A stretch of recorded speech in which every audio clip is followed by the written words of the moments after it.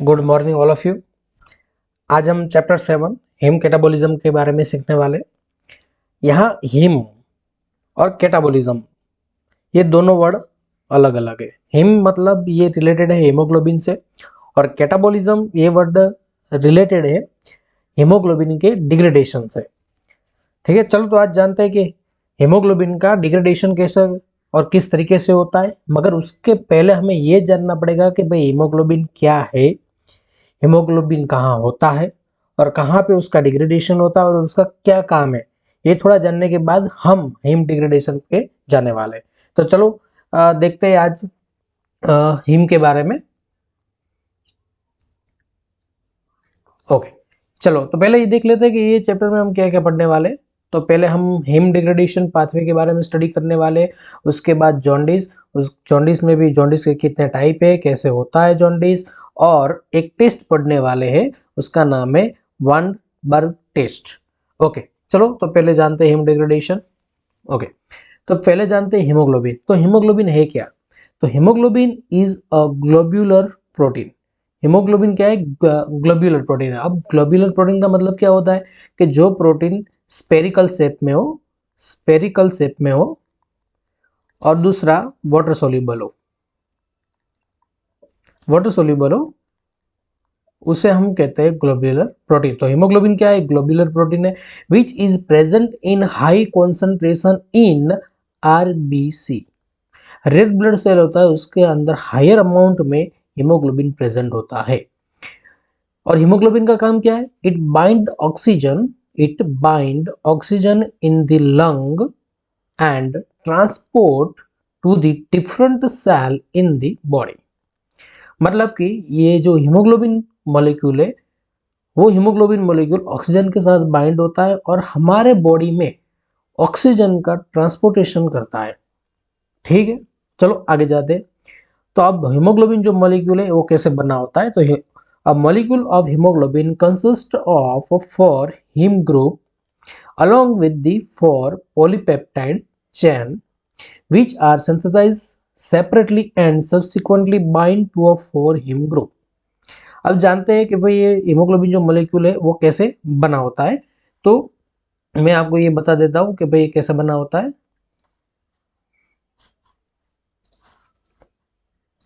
तो जो haemoglobin molecule होता है उसमें क्या होता है, देखो आपको मैं बताता हूँ। ऐसे 4 पॉलीपेप्टाइड चेन होती है, एक ये रही, एक दूसरी रही, तीसरी और चौथी। ऐसे 4 पॉलीपेप्टाइड की चेन होती है और ये 4 पॉलीपेप्टाइड के चेन के साथ एक हीम ग्रुप होता है। इसके साथ भी एक हीम ग्रुप होता है, इसके साथ भी एक हीम ग्रुप होता है, और ये पॉलीपेप्टाइड 4 के साथ भी हीम ग्रुप होता है। और ये हीम ग्रुप होता है, उसके पास एफी मॉलिक्यूल होता है, इसके अंदर एफी मॉलिक्यूल होता है। कभी कोई आपसे पूछ ले कि जो हीमोग्लोबिन मॉलिक्यूल होता है तो उसमें कितने एफी मॉलिक्यूल होते हैं, तो 4 एफी मॉलिक्यूल होते हैं। ये Fe+2 और Fe+3 फॉर्म में होते हैं। ऑक्सीजन ऑलवेज जब Fe मॉलिक्यूल +2 फॉर्म में होता है तभी इसके साथ ऑक्सीजन बाइंड होता है। तो 4 Fe मॉलिक्यूल होते हैं, 4 हीम ग्रुप होते हैं हीमोग्लोबिन में, 4 पॉलीपेप्टाइड चेन होती है, 4 पॉलीपेप्टाइड चेन होती है, और तब जाके ये पूरा हीमोग्लोबिन का स्ट्रक्चर बनता है। ठीक है, तो अब क्या होता है, तो इसमें ये पॉलीपेप्टाइड चेन है और यहाँ पे जो है ये राउंड सर्कल वो हीम ग्रुप है और ये एफी मॉलिक्यूल है।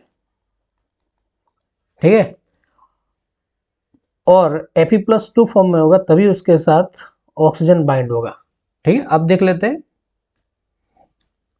हीमोग्लोबिन। तो फिर से एक बार देख लेते हैं। ग्लोब्यूलर प्रोटीन है, आरबीसी सेल के अंदर बहुत सारे हीमोग्लोबिन होते हैं।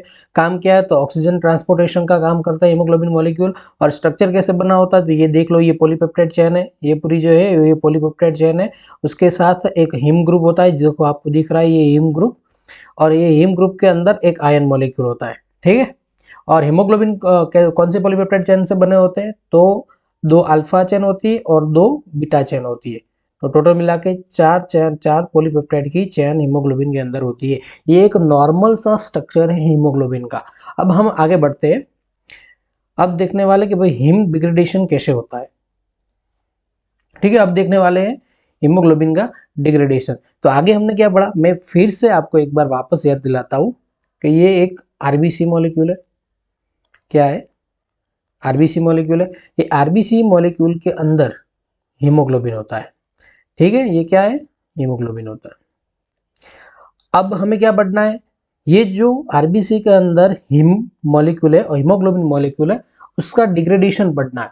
तो पहला तो ये है कि जब हमें हीमोग्लोबिन का डिग्रेडेशन करना है तो पहले तो ये सीखना पड़ेगा कि आरबीसी के अंदर से, ये आरबीसी सेल है उसके अंदर से हीमोग्लोबिन को बाहर निकालना पड़ेगा।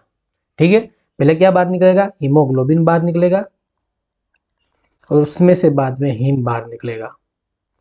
ठीक है, तो अब देखते हैं कि हिम डिग्रेडेशन पाथवे कैसे काम करता है। ओके, चलो देख लेते हैं। Red blood cell have a life span of approximately 100 to 120 days. इसका मतलब ये होता है कि जो आरबीसी सेल है उसका लाइफ स्पान कितना दिन का है? 100 से 120 दिन का है। ठीक है, ageing cell are recognised by change in their membrane and are removed by reticuloendothelial system at the extravascular sites। अब ये क्या कहता है फिर से दिखाता हूं। देखो, कोई भी आरबीसी मॉलिक्यूल है, ये आरबीसी मॉलिक्यूल है। अब ये आरबीसी मॉलिक्यूल को हमारे ब्लड सिस्टम में रहते 120 दिन हो गए। ठीक है, अब 120 दिन होने के बाद ये जो आरबीसी मॉलिक्यूल है उसकी जो सेल मेम्ब्रेन है उसके स्ट्रक्चर में चेंजेस हो गए। ये आरबीसी मॉलिक्यूल ऐसा हो जाएगा। मतलब ये कैसा हो गया? अब एजिंग हो गया, इसके अंदर एक एजिंग आ गया। ठीक है, एजिंग आ गया। तो एजिंग आ जाने के बाद मतलब कि 120 दिन कंप्लीट होने के बाद ये आरबीसी मॉलिक्यूल है ये डिग्रेड होगा। ठीक है, डिग्रेड होगा मतलब कि ये सेल मेम्ब्रेन है वो टूटेगी। ठीक है, ये सेल मेम्ब्रेन है वो टूटेगी और उसके बाद उसमें से हीमोग्लोबिन बाहर निकलेगा। ठीक है, तो ये लाइन क्या कहती है कि एजिंग सेल मतलब कि जो आरबीसी के 120 दिन खत्म हो गए वो cell recognise by change in their cell membrane के अंदर जो चेंजेस होते हैं उसके द्वारा एजिंग सेल रिकॉग्नाइज हो गए और रिमूव हो गए रेटिकुलो एंडोथेलियल सिस्टम के through at the extravascular site. Okay, अब जानते हैं डिग्रेडेशन कैसे होगा और कहाँ पे होगा। Degradation of red blood cell अगर in the spleen, bone marrow, liver and lymph gland.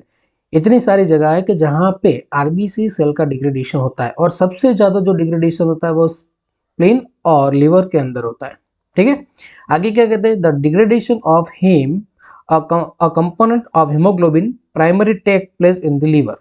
ठीक है, देखो अब क्या होता है कि आरबीसी है, आरबीसी में से हीमोग्लोबिन निकलेगा और हीमोग्लोबिन में से हिम निकलेगा। उस हिम का डिग्रेडेशन सबसे ज्यादा लिवर के अंदर होता है। ठीक है, अब हीमोग्लोबिन ट्रांसपोर्ट पढ़ते हैं। If red blood cell are degrade outside the liver. ठीक है, अब क्या होता है देखो फिर से एक बार मैं बता देता हूं। कोई भी आरबीसी सेल है, एजिंग हो गई, आरबीसी सेल के अंदर एजिंग हो गई तो उसका डिग्रेडेशन होगा। तो ये डिग्रेडेशन कहाँ पे होगा? लिवर के अंदर होगा, स्प्लीन के अंदर होगा। ठीक है, ये दो मेजर साइड है वहां पे होगा। मगर कभी कभी ऐसा भी होता है कि लीवर के अंदर डिग्रेडेशन नहीं हो रहा है। ठीक है, आरबीसी सेल कहीं और जगह पे डिग्रेड हो रहा है। तो अब क्या होगा, जब ये आरबीसी सेल है लीवर के अंदर नहीं है और कोई दूसरी जगह पे डिग्रेडेशन हुआ है और तब उसमें से जो हीमोग्लोबिन बाहर निकलेगा, जो हीमोग्लोबिन है, हीमोग्लोबिन जो बाहर निकलता है वो हीमोग्लोबिन लीवर के पास जाता है। मगर वो कैसे जाता है? लीवर के पास डायरेक्ट नहीं जाएगा, मगर इस हीमोग्लोबिन के साथ एक मॉलिक्यूल बाइंड होता है, उसका नाम है हेप्टोग्लोब्यूलिन। क्या नाम है?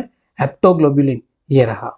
ठीक है, फिर से कहता हूँ, आरबीसी सेल है उसका डिग्रेडेशन होता है। कहाँ पे डिग्रेडेशन होता है? लीवर के अंदर नहीं, उसके सिवाय हर जगह पे डिग्रेडेशन होता होगा। तो उसमें जो हीमोग्लोबिन बाहर निकलता है आरबीसी के अंदर से, तो वो हीमोग्लोबिन है पहले बाइंड होगा हेप्टोग्लोबुलिन के साथ और उसके बाद हेप्टोग्लोबिन और ग्लोबुलिन के साथ बाइंड होगा हीमोग्लोबिन और वो ट्रांसपोर्ट होकर आएगा लीवर के अंदर और लीवर के अंदर हिम डिग्रेडेशन पाथवे काम करेगा। ठीक है, आगे बढ़ते हैं। एंगल्फमेंट एंड डिग्रेडेशन, ये बहुत जबरदस्त पाथवे, इसको पढ़ना बहुत जरूरी है। अब देखते क्या होता है। देखो, पहले एक सेल होता है, इसका नाम है मैक्रोफेज। ठीक है। अब ये मैक्रोफेज क्या करेगा, जो एजिंग रेड सेल हुए, एजिंग जो आरबीसी सेल हुए उसको रिकॉग्नाइज करेगा और उसको एंगल्फ करेगा। ठीक है, आरबीसी सेल है, जो एज वाले आरबीसी सेल है उसको रिकॉग्नाइज करेगा कौन, मैक्रोफाज। रिकॉग्नाइज करने के बाद उसको एंगल्फ करेगा। मैक्रोफेज है वो आरबीसी को एंगल्फ करेगा। एंगल्फ करने के बाद क्या बनेगा, जो स्ट्रक्चर और जो मैक्रोफेज और आरबीसी बाइंड होने के बाद जो स्ट्रक्चर बनता है उसको बोलते हैं हम फेगोसोम। उसको क्या बोलते हैं, फेगोसोम। अब क्या होगा, ये जो फेगोसोम है ये फेगोसोम बाइंड होगा प्राइमरी लाइसोसोम्स के साथ।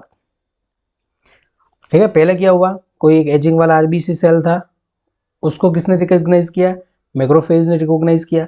रिकॉग्नाइज करने के बाद मैक्रोफेज ने आरबीसी सेल को एंगल्फ किया और उसके बाद जो स्ट्रक्चर बना उसको हम कहते हैं फेगोसोम्स। ये फेगोसोम्स और भी किसी एक सेल के साथ बाइंड होगा, उसको बोलते हैं प्राइमरी लाइसोसोम्स। और ये प्राइमरी लाइसोसोम्स के साथ फेगोसोम बाइंड होते ही ये बन जाता है अब सेकेंडरी लाइसोसोम।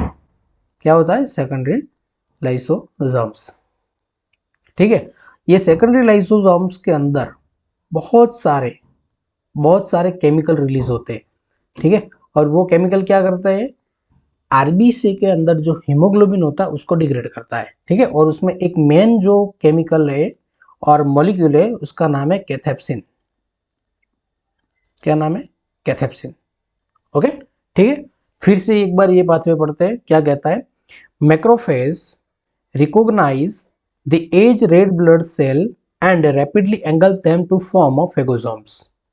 ठीक है, मैंने यही कहा कि जो मैक्रोफेज होता है वो जो एजिंग वाला आरबीसी सेल है उसको रिकॉग्नाइज करता है और एंगल्फ करता है और क्या बनाता है, फेगोसोम्स बनाते हैं। ठीक है, अब क्या होगा, phagosome fuse with primary lysosomes. ये फेगोसोम से वो फ्यूज होते हैं प्राइमरी लाइसोसोम्स के साथ to form secondary lysosomes. Secondary lysosomes बता रहे, यहाँ बन रहे हैं सेकेंडरी लाइसोसोम्स। अब क्या होगा, लाइसोसोमल एंजाइम, ये जो सेकेंडरी लाइसोसोम्स बनते हैं उसके अंदर उसके अंदर लाइसोसोमल एंजाइम होते हैं। पर्टिकुलरली कौन सा, कैथेप्सिन। कैथेप्सिन नाम का लाइसोसोमल एंजाइम है, वो क्या करेगा, degrade cellular protein. Degrade cellular protein include the globin part of the haemoglobin. Haemoglobin के अंदर जो ग्लोबिन पार्ट है उसका भी डिग्रेडेशन करेगा इनटू एमिनो एसिड। ठीक है, हीमोग्लोबिन है, हीमोग्लोबिन के अंदर एक ग्लोबिन प्रोटीन है, उसका डिग्रेडेशन करके उसको किस में कन्वर्ट करेगा, एमिनो एसिड के अंदर कन्वर्ट करेगा, which are use for further metabolic need. ठीक है, हीमोग्लोबिन होगा उसको डिग्रेडेशन किस में करेगा, ग्लोबिन में। ग्लोबिन का डिग्रेडेशन किस में करेगा, एमिनो एसिड में। और ये जो एमिनो एसिड होते हैं वो फिर से हमारी बॉडी में रीयूज होते हैं। ठीक है, अब तो ये पता चल गया कि एंगल्फमेंट और डिग्रेडेशन कैसे होता है। फिर से एक बार बता देता हूँ, मैक्रोफेज है, मैक्रोफेज एजिंग आरबीसी सेल को रिकॉग्नाइज करेगा और उसको एंगल्फ करेंगे। एंगल्फ करने के बाद जो स्ट्रक्चर बनता है उसको बोलते हैं फेगोसोम्स। ये फेगोसोम्स होते हैं वो प्राइमरी लाइसोसोम के साथ बाइंड होते हैं और जो स्ट्रक्चर बनाते हैं उसको बोलते हैं सेकेंडरी लाइसोसोम। सेकेंडरी लाइसोसोम्स के अंदर बहुत सारे लाइसोसोमल एंजाइम होते हैं, उसमें पर्टिकुलरली कैथेप्सिन जो एंजाइम है वो क्या करता है, हीमोग्लोबिन में जो हीमोग्लोबिन को डिग्रेड करेगा ग्लोबिन में और ग्लोबिन को डिग्रेड करेगा एमिनो एसिड में, और ये एमिनो एसिड हमारी बॉडी में फर्दर मेटाबॉलिक के अंदर यूज होगा। ठीक, आगे बढ़ते हैं। अब जो मेन पाथवे अब पढ़ना है वो पढ़ना हमें हीम डिग्रेडेशन। और हीम डिग्रेडेशन पाथवे मैं आपको पहले लिख के बता देता हूँ। ठीक है, चलो अब हीम डिग्रेडेशन पाथवे में पढ़ना है, ध्यान देना। हमने क्या किया पहले ये देख लेते हैं। आरबीसी सेल था, एक आरबीसी सेल था, उसके अंदर हीमोग्लोबिन था। उस हीमोग्लोबिन को पहले हमने बाहर निकाला, ये हीमोग्लोबिन को हमने बाहर निकाला। इस हीमोग्लोबिन को क्या किया, फिर इसमें से हीम को बाहर निकाला। ठीक है, क्या किया, हीम को बाहर निकाला। अब ये हीम का हमें डिग्रेडेशन करना है, ये हीम का हमें डिग्रेडेशन करना है, ध्यान रखना। ठीक है, चलो तो हीम का डिग्रेडेशन करते हैं। चलो हीम का डिग्रेडेशन हो जाए, पहले इसको इरेज कर देते हैं, अब हीम का डिग्रेडेशन करते हैं। चलो क्या होगा देखना, हीम है। ठीक है, हीम का जो डिग्रेडेशन हो रहा है वो दो पाथवे में हो रहा है। ठीक है, दो स्टेप में हो रहा है। हीम का डिग्रेडेशन दो स्टेप में हो रहा है। हीम है तो हीम कन्वर्ट होगा पहले बिली वर्डिन में, ठीक है। हिम पहले कन्वर्ट होगा बिलीवर्डिन में, ये एक स्टेप हो गया, और बिलीवर्डिन है वो कन्वर्ट हो रहा है बिलीरुबिन में, बिलीरुबिन में, ठीक है। ये याद रहेगा, हिम कन्वर्ट होगा बिलीवर्डिन में, ठीक है, और बिलीवर्डिन कन्वर्ट होगा बिलीरुबिन में। ये रहा हिम से बिलीवर्डिन, वन स्टेप है, बिलीवर्डिन कन्वर्ट हो रहा है बिलीरुबिन में, ये सेकंड स्टेप है। मगर यहाँ pay him convert into biliverdin in the presence of enzymes, it call him oxygenase, him oxygenase, ठीक है। कौन सा एंजाइम के थ्रू हिम बिलीवर्डिन में कन्वर्ट होता है, तो उसका नाम है हिम ऑक्सीजनेज। अब यहाँ पे ऑक्सीजनेज वर्ड आया, उसका मतलब क्या हुआ, तो भाई हिम जब बिलीवर्डिन में कन्वर्ट हो रहा है तब ऑक्सीजन की जरूरत है, तब हमें किसकी जरूरत है, ऑक्सीजन की, मतलब O2 की जरूरत है, ठीक है। Him convert into biliverdin in the presence of him oxygenase enzyme and O2 molecules. ये जब हिम बिलीवर्डिन में कन्वर्ट हो रहा है तब क्या होता है, NADPH2 है वो कन्वर्ट होगा NADP प्लस में, ठीक है। NADPH2 किस में कन्वर्ट होगा, NADP प्लस में। जब हिम बिलीवर्डिन में कन्वर्ट हो रहा है तभी कार्बन मोनोऑक्साइड भी रिलीज होता है, ठीक है। हिम जब बिलीवर्डिन में कन्वर्ट हो रहा है तब कार्बन मोनोऑक्साइड भी रिलीज होगा, ठीक है। और दूसरा चीज एक और मॉलिक्यूल रिलीज होता है, वो है Fe+3, ठीक है। मैंने पहले ही बोला था कि जो हीमोग्लोबिन है उसके पास 4 पॉलीपेप्टाइड चेन है, ठीक है, 4 पॉलीपेप्टाइड चेन है, और इसके अंदर एक हीम ग्रुप है, और ये हीम ग्रुप के अंदर Fe मॉलिक्यूल है, यहाँ पे Fe है, यहाँ पे Fe है। तो फिर ये इसका डिग्रेडेशन हो रहा है, किसका, हिम का डिग्रेडेशन हो रहा है, तो हिम में से Fe तो बाहर निकलेगा, तो Fe+3 फॉर्म के अंदर आयन भी रिलीज हो रहा है। तो him convert into biliverdin in the presence of heme oxygenase enzyme and O2 molecule.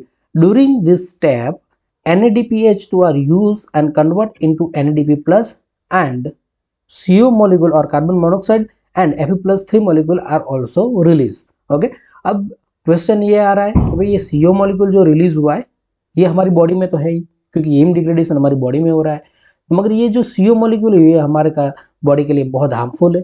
तो अभी इसका क्या होगा, तो याद रखना ये जो CO मोलिक्यूल है, ये जो CO मोलिक्यूल रिलीज होता है वो ऑक्सीजन के साथ बाइंड होता है, सॉरी हीमोग्लोबिन के साथ बाइंड होता है, ठीक है। ये हीमोग्लोबिन के साथ बाइंड होता है और हमारी बॉडी में से रेस्पिरेशन थ्रू बाहर निकलता है, ठीक है। याद रहेगा जो कार्बन मोनोऑक्साइड है वो हीमोग्लोबिन के साथ बाइंड होगा और रेस्पिरेशन थ्रू हमारी बॉडी में से बाहर निकल जाएगा, ठीक है। और एक चीज मैं और बता देता हूँ, हीमोग्लोबिन जितनी स्पीड से ऑक्सीजन के साथ बाइंड होता है उससे 10 गुना स्पीड से कार्बन मोनोऑक्साइड के साथ बाइंड होता है, तो तुरंत ही हीमोग्लोबिन कार्बन मोनोऑक्साइड को कैप्चर करेगा और तुरंत ही रेस्पिरेशन थ्रू हमारी बॉडी में से कार्बन मोनोऑक्साइड को बाहर निकाल देगा, ठीक है।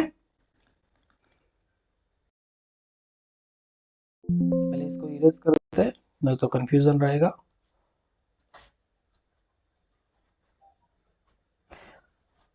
शायद आपको समझ आ रहा है, नहीं समझ आए तो एक बार कमेंट में लिख देना, तो जो भी करेक्शन है तो वो हम आगे जो भी लेक्चर लेंगे उसमें कर देंगे, ठीक है। तो हीम कन्वर्ट हो गया है बिलीवर्डिन में, ये जब प्रोसेस हो रही है तब एक एंजाइम यूज हो रहा है, उसका नाम है हीम ऑक्सीजनेज, और O2 मॉलिक्यूल के प्रेजेंस में ये रिएक्शन हो रही है, CO मतलब कार्बन मोनोऑक्साइड रिलीज हो रहा है और Fe+3 भी रिलीज हो रहा है। एनर्जी की जरूरत है इस स्टेप के लिए, तो NADPH2 यूज होगा और NADP प्लस के अंदर कन्वर्ट होगा। अब क्या होता है, बिलीवर्डिन बिलीरुबिन के अंदर कन्वर्ट हो रहा है, बिलीरुबिन के अंदर कन्वर्ट हो रहा है। ये जो रिएक्शन होती है तब एक एंजाइम यूज होता है, उसका नाम है biliverdin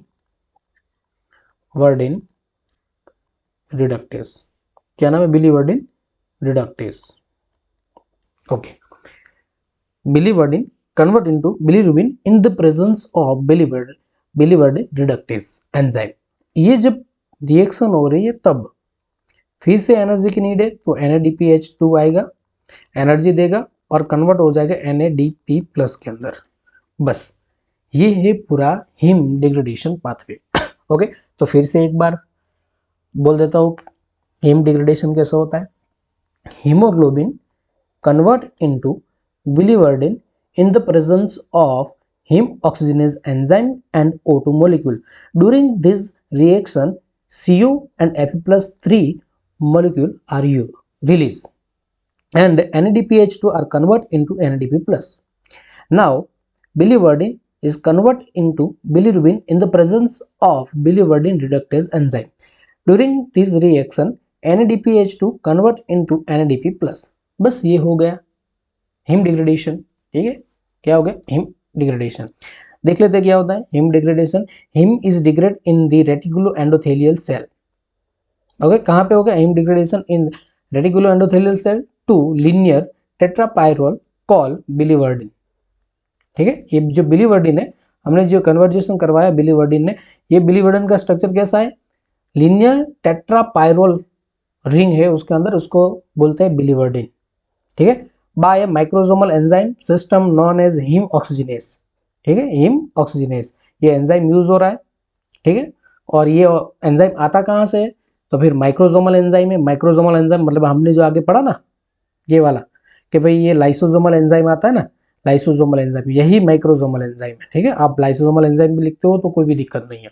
okay, haem oxygenase require molecular oxygen, yes molecular oxygen की नीड है और NADPH2 की जरूरत है and is induced by haem. ठीक है, this enzyme catalyse the cleavage of alpha methyl bridge converting into carbon monoxide CO which is trapped by haemoglobin. मैंने जो बोला था कि CO कार्बन मोनोक्साइड है वो 10 गुना स्पीड से हीमोग्लोबिन के साथ बाइंड हो जाएगा और ये हमारे एक्सहेल द्वारा रेस्पिरेशन होगा, इसके थ्रू हमारी बॉडी में से बाहर निकल जाएगा। ठीक है, वही यहाँ लिखा हुआ है। आगे बढ़ते, जो हमने ये देखा वही यहाँ पे क्या होता है, heme convert into biliverdin in the presence of heme oxygenase enzyme. During this reaction, O2 are required and CO and Fe plus 3 molecule are released. Okay, also require energy in the form of NADPH2 which convert into NADP.